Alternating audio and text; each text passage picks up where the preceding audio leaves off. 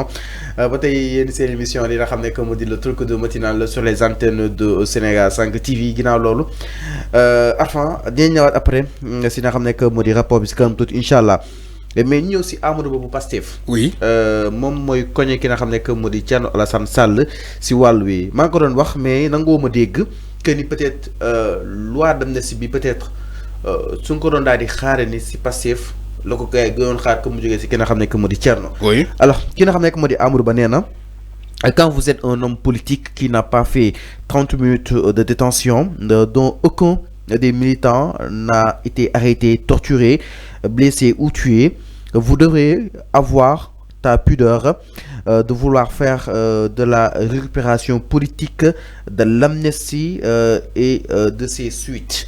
Madame ki nga xam ne que moo di Amadou Ba moom jàpp na ni ki nga xam ne que moo di Alassane Thierno Alassane dafa bëgg a am benn temps de politique ak récupération politique si lii nga xam ni itam moom la daal di biral ndax moom nee na arrêté wuñu ko torturé wuñu ko blessé wuñu ko reyuñu ko exactement naka daal di jàngatee ki nga xam ne que moo di Amadou Ba bu Pastef mi koñ ki nga xam ne que moo di Thierno Alassane Sall waxoon naa ko que ni peut-être lii Thierno yëkkati du neex waa Pastef yu bëri parce que sénégalais yi doon nañ ko xaar si député Pastef yi plus d'une 130 ñu gis ni benn Thierno Alassane benn député non inscrit ñëw ni day abroger li nga xam ne que moo di loi bi.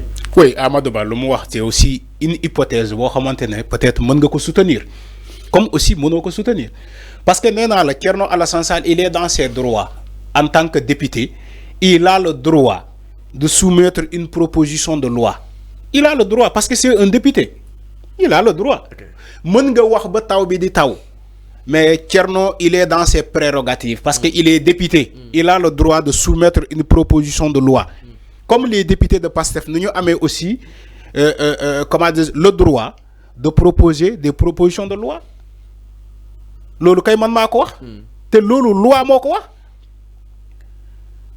donc peut-être l'exclusivité voudrait que un député de Pastef wala les députés de Pastef ñu porter le combat de l'abrogation de la loi d'amnistie. loolu nga doon xaar. oui loolu laa doon xaar. mais dafa xaw a yéex. loolu laa doon xaar maintenant si un autre député le fait j'applaudis des deux mains dans la mesure que même moi-même je suis pas d'accord de cette loi d'amnistie parce que on amnistie sur des faits on juge d'abord on situe les responsabilités. Après, on parle maintenant d'amnistier. Mais quelqu'un qui n'a pas jugé, on n'a pas eu l'autorité de la chose jugée. Après, on revient pour dire que oui, on amnistie. Alors, on va amnistier sur quoi? Et quels sont les gens qu'on a amnistiés? Et ces personnes-là ont été reconnues coupables.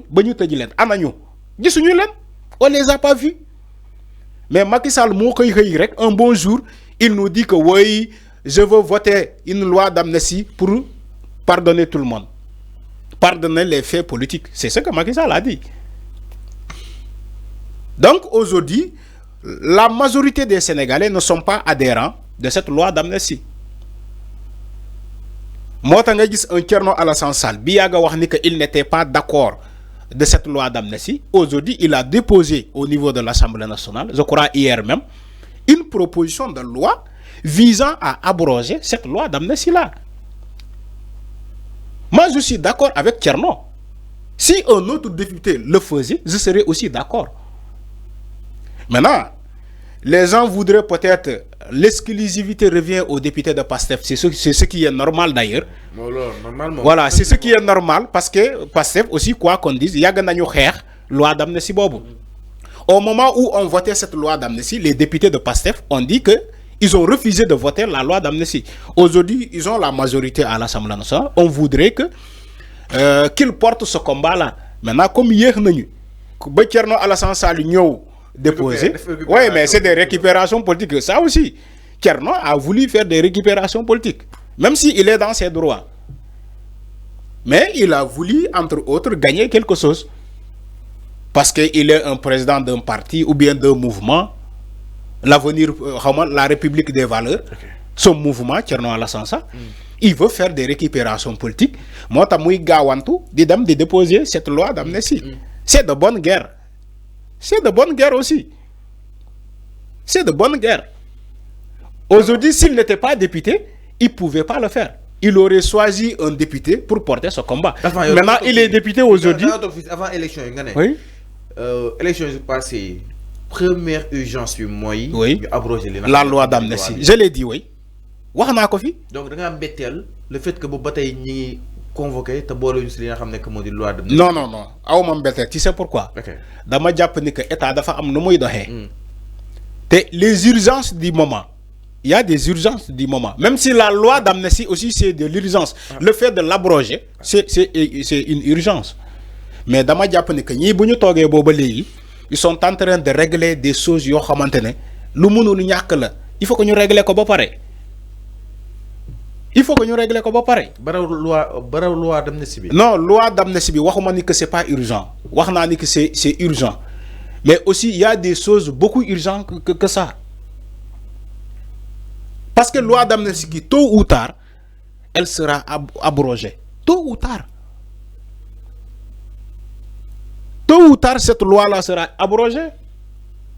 Les députés, si nous avons ba ñu defee seen investiture ba ñu commencé jël en fonction lan moo ci top la loi des finances comment dire orientation du budget après premier ministre def sa déclaration de politique générale bu ñu fa jógee booba léegi ñu ngi xool tu vois neen ay ñoom Farba ñoom c'est ce que j'ai dit ñoom Farba ñoom ñëpp assemblée nationale moom urgence bi gën a taxaw mooy abroger li nga xam ne que moo di loi bi tamit nag loolu laa wax dama ne tôt ou tard la loi là sera abrogée tôt ou tard mais comme Thierno Alassane Sall a déposé cette proposition de loi man maa ngi invité tous les députés pour ñu adhérer que la proposition de loi de Thierno Alassane Sall. Lan mo na la doon taxawayu passé parce que aussi sénégalais yi ñëpp ñu koy xaar concrètement jëm ci biir li nga xamné que modi loi amatul peut-être pexe amatul wala kon peut-être instant bi choix amatul li ñu mëna def rek moy ànd ak Thierno Alassane. Dama né taxawayu Pastef. Les députés de Pastef sont des députés du peuple. C'est le peuple qui les a votés. C'est le peuple qui a réclamé l'abrogation de cette loi d'amnistie. Maintenant, si un député a déposé à leur place, je les invite à s'aligner autour de cette proposition de loi de Thierno Alassane Sall pour nous abroger la loi d'amnistie. Parce que c'est une demande du peuple. C'est une demande du peuple. C'est le peuple qui a voulu ainsi que les choses se passent ainsi. Qu'on abroge cette loi d'amnistie et qu'on situe les responsabilités. Si on sanctionne, si on doit sanctionner. On sanctionne. Donc, il ne faut pas voir que c'est Thierno Alassane Sall qui a déposé cette proposition de loi. Il faut aller voter massivement pour l'abrogation de cette loi. Mais est-ce que vous avez attaqué? Est-ce que vous avez attaqué à Franck? Non, est-ce que vous avez attaqué? Mais Amadou Ba, c'est une voix. Bon, comme il faut que tu Pastef voix bouddhiste là. Oui. te xam naa ñu bëri tamit am na tamit seen ay militants yi taxaw que ni Thierno waroon na def nànk parce que ñu ngi woon si wàllu bu nu mel récupération politique. entre autres. xam nga Thierno il est dans toujours sa démarche. maanaam day fël fu kenn xaarul. Voilà. Il l'a fait avec la candidature il a fait avec la candidature de Karim Wade. Il a toujours été comme ça le gars. Vous êtes ici, mon mu fël leen feneen. Voilà. Il a toujours été comme ça. Léegi loo ci mën mënoo ci daal lu ne fan kenn du ko jee Olof Ndiaye loolu la wax. Voilà donc loolu am na nañu dem voter contre cette loi là ñu abroger ko rapidement. Après maintenant la suite ça sera une suite judiciaire. Alors mi ngi noonu man loolu laa gëm ak li nga xam ne que moo di mbiru Thierno Alassane Sall ak aussi la sortie justement de Amadou Ba sur li nga xam ne que moo di cette proposition de loi bi nga xam ne itam jébbal na fa Assemblée nationale allant dans ce sens pour ñu daal di teggi li nga xam ne que moo di amnistie bi alors ñu daal ñëw itam si leneen du côté de la régie.